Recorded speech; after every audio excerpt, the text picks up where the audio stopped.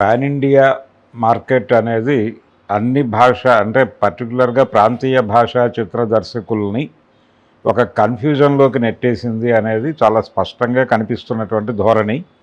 అందులో భాగంగానే రెట్రో అనేటువంటి సినిమా కార్తీక్ సుబ్బరాజు డైరెక్షన్లో సూర్య చేసినటువంటి సినిమా ఈరోజు థియేటర్లలోకి వచ్చింది.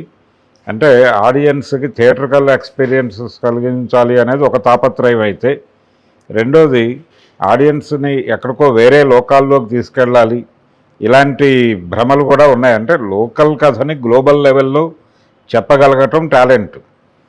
అంటే ఈ రకమైనటువంటి మార్కెట్, ప్రపంచ మార్కెట్ ఉన్నప్పటికీ హాలీవుడ్ సినిమా ఎప్పుడు కూడా ఇలాంటి ఫీట్స్ చేయలే. కానీ కొన్ని సందర్భాల్లో వాళ్ళు చేశారు, కానీ అది వేరు. కానీ ప్రతి సినిమాకి ఇదే ఫీట్ చేయరు. కానీ ప్రస్తుతం ప్రాంతీయ భాషా దర్శకులు, పర్టికులర్గా భారతదేశంలో ప్రాంతీయ భాషా చిత్ర దర్శకులు పాన్ ఇండియా మార్కెట్ని అట్రాక్ట్ చేయటం కోసం, అలాగే పాన్ ఇండియా మార్కెట్ని అట్రాక్ట్ చేయడానికి తాపత్రయపడుతున్నటువంటి హీరోలతో కలిసి చేస్తున్నటువంటి సినిమాలన్నీ కూడా ఇలాంటి విన్యాసాలుగానే మిగిలిపోవటం అనేది మనకు కనిపిస్తుంది. కంగువా అలాంటి ఒక ఎక్స్పీరియన్స్ ఉంది మనకి. తర్వాత దాదాపు అలాంటి ప్రయత్నంలో భాగంగానే కార్తీక్ సుబ్బరాజుతో కలిసి సూర్య చేసినటువంటి రెట్రో సినిమా కూడా అదే లైన్లో వెళ్ళిపోయింది. అలాంటి ఫలితమే పొందేటువంటి పరిస్థితి కూడా ఉంది. అంటే కథలో కానీ కథనంలో కానీ ఏమాత్రము కొత్తదనం లేనటువంటి పరిస్థితి. అంటే అసలు ఎలా ఆయన ఒప్పుకున్నాడు ఈ కథని అనేది ఒక పెద్ద ఆశ్చర్యార్థకం. అంటే సూర్యాని ఏం చెప్పి కన్విన్స్ చేశారు అంటే, ఒక బానిస ప్రపంచం ఉంటుంది, వాళ్ళు బాస్ ప్రపంచం మీద ఒక తిరుగుబాటు చేస్తారు అనేది పాయింట్. ఈ పాయింట్ని ఈ సమాజంలో ఎలా చెప్పాలి అంటే, ప్రస్తుతం మనం మార్కెట్ ఎకానమీలో ఉన్నాం. మార్కెట్ ఎకానమీలో ఉన్నటువంటి వ్యవస్థ గురించి ఎలా మాట్లాడాలి, ఏ లెవెల్లో కథ వెళ్ళాలి అనేది ఏమాత్రము ఆ ఏరియాని పట్టించుకోలేదు. అయితే సెకండ్ హాఫ్లో కొన్ని డైలాగులు బాగున్నాయి ఈ సినిమాలో. పర్టికులర్గా హీరో హీరోయిన్ ట్రాక్ అయితే అసలు చాలా ట్రాష్. అది కొన్ని వేల సినిమాల్లో వచ్చినట్టు. అంటే హీరో వైలెంట్గా ఉంటాడు, హీరో ఆ వైలెన్స్ లేకుండా ఉంటే హీరోని ప్రేమించేటువంటి హీరోయిన్, హీరో వైలెంట్గా రియాక్ట్ అయిన ప్రతి సందర్భంలోనూ హీరోని వదిలేయాలని హీరోయిన్ అనుకుంటూ ఉంటుంది. ఈ ట్రాక్ కొన్ని వేల సినిమాల్లో చూసుంటాం మనం. ఇందులో కూడా దాదాపు అదే ట్రాక్ వాడాడు. అయితే చాలా సందర్భాల్లో వైలెన్స్ అనే దాని మీద చాలా చర్చ ఉంది. అంటే సందర్భోచిత హింస అని ఒకటి ఉంటుంది. అంటే హింస చేయక తప్పని పరిస్థితుల్లో హింస చేయటం తప్పు కాదు, దాన్ని తప్పు అనటమే తప్పు అనేది ఒక జనరల్ సూత్రీకరణ. కానీ ఆ సూత్రీకరణకు కూడా భిన్నంగా నడుస్తాయి ఈ పాత్రలు. అంటే మూర్ఖంగా అహింస గురించి మాట్లాడటం కూడా ఒక రకమైన హింసే అనేటువంటి సిద్ధాంతం కూడా ఉంది మనకి. కాబట్టి ఆ ధోరణిలో హీరోయిన్ క్యారెక్టర్ని నడిపాడు. పూజా హెగ్డే చేసింది ఆ క్యారెక్టరు. అది ఏమాత్రమూ ఆడియన్స్ని ఎంగేజ్ చేయలేనటువంటి కండిషన్లో ఆ క్యారెక్టర్ నడుస్తుంది. చాలా రొటీన్గా నడిచేటువంటి కథ. దీనిలో ఎక్కడ పెద్దగా కొత్తగా చెప్పుకోవడానికి ఏమీ లేనటువంటి పరిస్థితి. చాలా ఫ్లాట్గా వెళ్ళిపోతుంది సినిమా.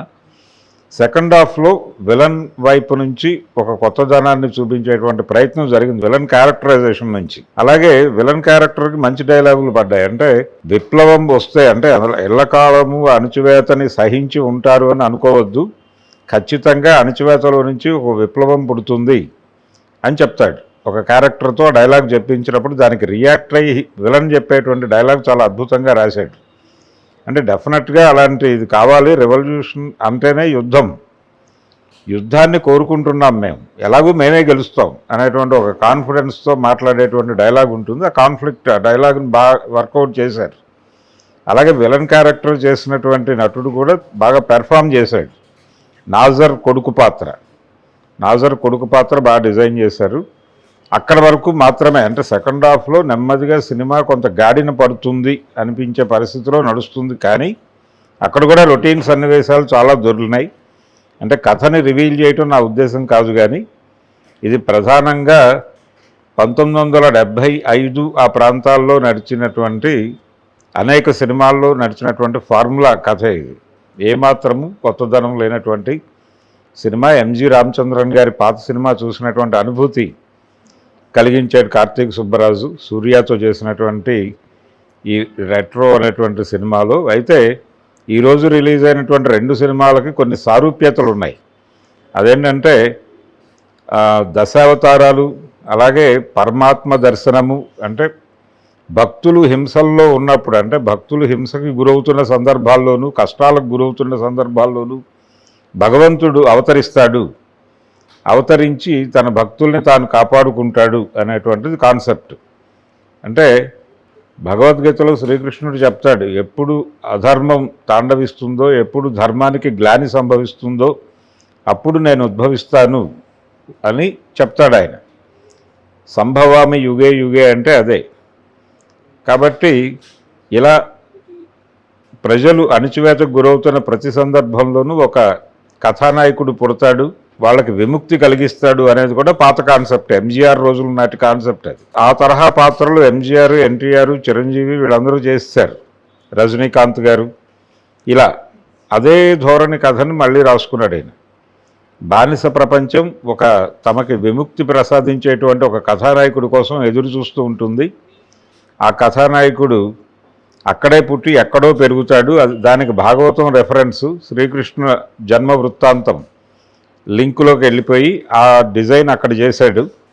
ఎలాగైతే కంసుడు, అంటే దేవకి గర్భాన తనని సంహరించేవాడు పుడతాడు అని ఆకాశవాణి చెప్పిన తర్వాత కంసుడు ఎలా రియాక్ట్ అవుతాడో ఈ సినిమాలో నాజర్ క్యారెక్టర్ కూడా అలాగే రియాక్ట్ అవుతుంది. ఇలా పౌరాణిక రెఫరెన్స్లు ఉన్నాయి, అలాగే పాత ఫార్ములా సినిమాల రెఫరెన్స్లో ఉన్నాయి. అంటే ప్రూవ్డ్ సబ్జెక్ట్తో పెడితే సినిమా హిట్ అవుతుంది, ఇలాంటి కాన్ఫిడెన్సెస్ ఏవైనా ఉంటే ఉండుండొచ్చు కార్తీక్ సుబ్బరాజ్కి. కానీ ఇది అన్ని సందర్భాల్లోనూ వర్కౌట్ అయ్యేది కాదు. ప్రూవ్డ్ సబ్జెక్ట్ అనే కాన్సెప్టే పాత చింతకాయ కాన్సెప్ట్ అని చెప్పి ప్రూవ్ అయిపోయింది. ఇప్పుడు రీమేక్ సినిమాలు ఎవరైనా ప్రూవ్డ్ సబ్జెక్ట్ అని కనుక తీస్తే దారుణమైన వైఫల్యాలు చిరంజీవి, పవన్ కళ్యాణ్ ఇద్దరూ ఎదుర్కొన్నారు.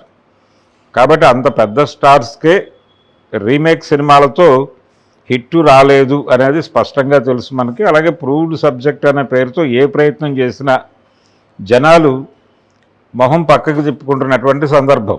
అందుకని కొంచెం కొత్తగా ఆలోచించాలి. కొత్త తరహా సినిమాలు తీయగలిగితే జనాలు చూస్తారు. మీరు లోకల్ కథలే చెప్పండి, మీరేమీ వేరే లోకాలు చూపించక్కర్లేదు, అద్భుతాలు క్రియేట్ చేయక్కర్లేదు. థియేట్రికల్ ఎక్స్పీరియన్స్ అనేటువంటి పేరుతో విఎఫ్ఎక్స్ మీద ఆధారపడేటువంటి మ్యాట్ షూట్ సినిమాలు మీరు తీయక్కర్లేదు. మంచి కథతో ప్రస్తుత సమాజంలో ఉన్నటువంటి వైరుధ్యాలని కథాంశాలుగా తీసుకుని మీరు ఒక ప్రాపర్ సినిమా చేయగలిగితే డెఫినెట్గా జనం చూస్తారు. అంటే లోకల్ కథలని గ్లోబల్ లెవెల్లో మీరు ఎలా చెప్పగలరు, అది మలయాళం ఇండస్ట్రీ నుంచి జరుగుతోంది. కానీ తమిళ పరిశ్రమ నుంచి ఇలాంటి సినిమా రావటం అనేది నిజంగానే దురదృష్టకరం. కాబట్టి ఈ సినిమా సూర్యకి మరొక వైఫల్యాన్ని మిగిల్చినటువంటి సినిమాగానే మిగిలిపోతుంది. రెట్రో కంగుబా బాటలోనే ఈ సినిమా కూడా థియేటర్లో కూర్చున్నటువంటి ఆడియన్స్ సహనానికి పరీక్ష పెట్టేటువంటి సినిమాగానే